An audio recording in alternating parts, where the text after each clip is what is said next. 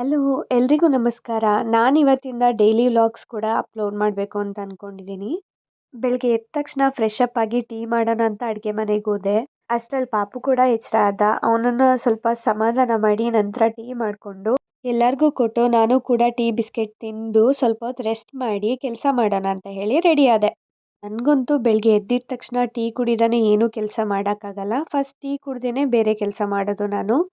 Already time ಆಗಿದ್ದರಿಂದ ಬೇಗ ಬೇಗ ಮನೆಯೆಲ್ಲ ಕ್ಲೀನ್ ಮಾಡಿಕೊಂಡು ನೀಟಾಗಿ ಕಸ ಎಲ್ಲ ಗುಡಿಸ್ಕೊಂಡು ಮನೆ ಕ್ಲೀನ್ ಮಾಡೋಕ್ಕೆ ಸ್ಟಾರ್ಟ್ ಮಾಡಿಕೊಂಡೆ. ಆ್ಯಂಡ್ ಇನ್ನೊಂದೇನು ಅಂತ ಹೇಳಿದ್ರೆ ಫಸ್ಟು ಮನೆ ಕೆಲಸ ಮುಗಿಸ್ಕೊಂಡೆ ನಾನು ತಿಂಡಿ ಮಾಡೋಕ್ಕೆ ಸ್ಟಾರ್ಟ್ ಮಾಡ್ತೀನಿ. ಅಲ್ಲಿವರೆಗೂ ಕಿಚನ್ ಒಳಗೆ ಎಂಟ್ರಿ ಆಗಲ್ಲ. ಪಾಪು ಕ್ರಿಸ್ಮಸ್ ಹಾಲಿಡೇಸ್ ಇರೋದ್ರಿಂದ ನಾವು ಎದ್ದೊಳ್ತಾ ಇರೋದೇ ಲೇಟಾಗಿ. ಸೊ ತಿಂಡಿ ಮಾಡೋ ಅಷ್ಟರಲ್ಲಿ ಆಲ್ಮೋಸ್ಟ್ ಲೇಟ್ ಆಗಿಬಿಡುತ್ತೆ. ಆದರೂ ಬೇಗ ಬೇಗ ಎಲ್ಲ ಕೆಲಸನೂ ಮುಗಿಸಿ ಬಂದು ನೋಡಿದ್ರೆ ಇವರು ಸ್ಕಿನ್ ಕೇರ್ ಮಾಡ್ಕೊಳ್ತಾ ನಿಂತಿದ್ರು.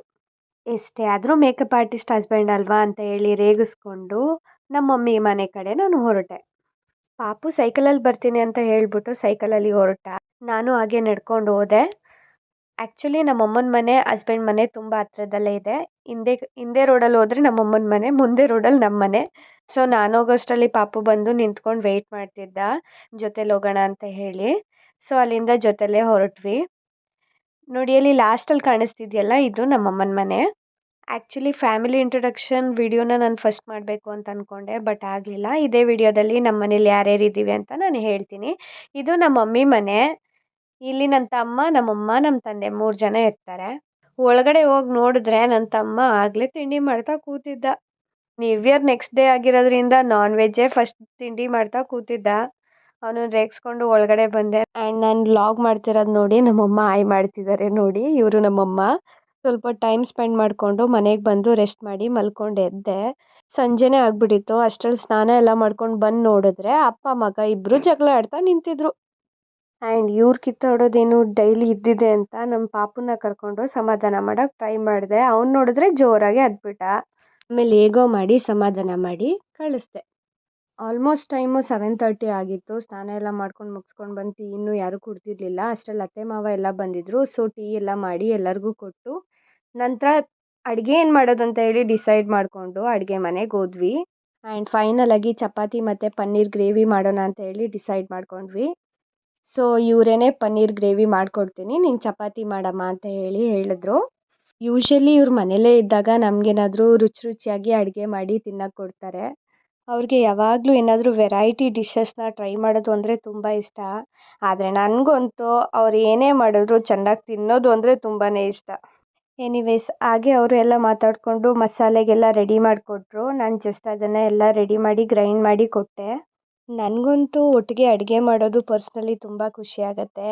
ಹಾಗೆ ನಿಮ್ಮ ಮನೇಲೂ ಹೀಗೇನಾ, ನಿಮ್ಮ ಹಸ್ಬೆಂಡ್ ಕೂಡ ನಿಮ್ಗೆ ಈ ರೀತಿ ಅಡುಗೆ ಮಾಡಿಕೊಡ್ತಾರಾ ಅಂತ ಕಮೆಂಟಲ್ಲಿ ತಿಳಿಸಿ. ನಮ್ಮ ಮಾವಂಗೆ ಪನ್ನೀರ್ ಗ್ರೇವಿ ಎಲ್ಲ ಇಷ್ಟ ಆಗ್ದೇ ಇರೋ ಕಾರಣ ನಮ್ಮ ಅತ್ತೆ ಅವ್ರಿಗೋಸ್ಕರ ರಾಗಿ ರೊಟ್ಟಿ ಮಾಡಿಕೊಡ್ತಿದ್ರು. ನನಗಂತೂ ನಿಜವಾಗ್ಲೂ ರಾಗಿ ರೊಟ್ಟಿ ಮಾಡೋಕ್ಕೆ ಬರಲ್ಲ. ಸೊ ರಾಗಿ ರೊಟ್ಟಿ ಮಾಡಿದಾಗಲೆಲ್ಲ ಅಮ್ಮನೇ ಮಾಡೋದು. ಅಷ್ಟರಲ್ಲಿ ಇವರು ಎಲ್ಲ ಗ್ರೇವಿಗೆ ರೆಡಿ ಮಾಡ್ಕೊಂಡಿದ್ರು. ಹಾಗೆ ನಮ್ಮ ಅತ್ತೆ ಕಡಲೆ ಮಿಠಾಯಿ ತಂದುಕೊಟ್ಟಿದ್ದನ್ನ ತಿಂದ್ಕೊಂಡು ನಾನು ಚಪಾತಿ ಹಿಟ್ಟು ಕಲಸಿ ರೆಡಿ ಮಾಡಿಟ್ಟೆ.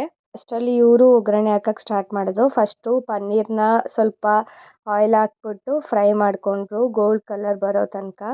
ಆ್ಯಂಡ್ ಇನ್ನೊಂದೇನಪ್ಪ ಅಂತ ಹೇಳಿದ್ರೆ ನಾವು ಇದೇ first time paneer recipe try ಮಾಡಿದ್ದು. ಸೊ ಹೇಗೆ ಬರುತ್ತೋ ಏನೋ ಅಂತ ಹೇಳಿ ತುಂಬಾ ಕ್ಯೂರಿಯಾಸಿಟಿಯಿಂದ ಕಾಯ್ತಾ ಇದ್ವಿ. ಒಗ್ಗರಣೆಗೆ ಈರುಳ್ಳಿ, ಹಸಿಮೆಣ್ಸಿನ್ಕಾಯಿ ಮತ್ತು ಸ್ವಲ್ಪ ಕರಿಬೇವಿನ ಸೊಪ್ಪು ಹಾಕ್ಬಿಟ್ಟು ಸ್ವಲ್ಪ ರೋಸ್ಟ್ ಮಾಡಿಕೊಂಡ್ರು. ಆಮೇಲೆ ಗ್ರೈಂಡ್ ಮಾಡ್ಕೊಂಡಿದ್ದ ಮಸಾಲಾನ ಅದಕ್ಕೆ ಆ್ಯಡ್ ಮಾಡಿಕೊಂಡು ಮಿಕ್ಸ್ ಮಾಡಿಕೊಂಡ್ರು. ಸ್ವಲ್ಪ ಹಸಿ ವಾಸನೆ ಹೋಗೋವರೆಗೂ ಇದನ್ನು ಸ್ವಲ್ಪ ನೀಟಾಗಿ ಫ್ರೈ ಮಾಡಬೇಕಾಗತ್ತೆ ಆಯಿಲಲ್ಲೇ. ಮಸಾಲ ಫ್ರೈ ಆಗೋ ಅಷ್ಟರಲ್ಲಿ ನಾನು ಚಪಾತಿಗೆಲ್ಲ ರೆಡಿ ಮಾಡ್ಕೊಂಡಿದ್ದೆ. ಸೊ ಇವರು ಸ್ಪೈಸಸ್ ಎಲ್ಲ ಆ್ಯಡ್ ಮಾಡಿ ಮಸಾಲ ಗ್ರೇವಿನ ರೆಡಿ ಮಾಡೋಕ್ಕೆ ಸ್ಟಾರ್ಟ್ ಮಾಡಿದ್ರು. ಇನ್ಸ್ಟೆಂಟಾಗಿ ಕ್ವಿಕ್ಕಾಗಿ ಗ್ರೇವಿ ಬೇಕು ಅಂತ ಹೇಳಿದ್ರೆ ಮಿಸ್ ಮಾಡ್ದೇ ಪನ್ನೀರ್ ರೆಸಿಪಿನ ಟ್ರೈ ಮಾಡಿ. ತುಂಬ ಕ್ವಿಕ್ಕಾಗಿ 20 ಮಿನಿಟ್ಸಲ್ಲೇ ಆಗಿಬಿಡುತ್ತೆ. ನಿಮಗೆ ಟೇಸ್ಟಿಯಾಗಿ ಕೂಡ ಇರುತ್ತೆ. ಅಷ್ಟರಲ್ಲಿ ನಾನು ಚಪಾತಿ ಎಲ್ಲ ಮಾಡಿ ಇಟ್ಟೆ. ಆ್ಯಂಡ್ ಅಮ್ಮ ಒಂದು ಸೈಡಲ್ಲಿ ರಾಗಿ ರೊಟ್ಟಿ ಮಾಡಿಕೊಟ್ರು. ಸೊ ಇಬ್ಬರು ಬೇಗನೆ ಕೆಲಸ ಮುಗಿಸ್ಕೊಂಡ್ವಿ. ನಂತರ ಎಲ್ಲರೂ ಒಟ್ಟಿಗೆ ಊಟ ಕೂಡ ಮಾಡಿದ್ವಿ. ಗ್ರೇವಿ ಮಾತ್ರ ತುಂಬ ಚೆನ್ನಾಗಿ ಬಂದಿತ್ತು.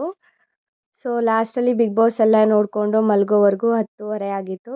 ಸೊ ಇದಾಗಿತ್ತು ನನ್ನ ಡೈಲಿ ವ್ಲಾಗ್. ಈ ವಿಡಿಯೋ ಇಷ್ಟ ಆಗಿದ್ದರೆ ದಯವಿಟ್ಟು ಎಲ್ಲರೂ ನನ್ನ ಚಾನಲ್ಗೆ ಸಬ್ಸ್ಕ್ರೈಬ್ ಮಾಡ್ಕೊಳ್ಳಿ. ಹಾಗೆ ಲೈಕ್ ಮಾಡೋದನ್ನು ಮರಿಬೇಡಿ. See you in the next vlog. Bye, take care.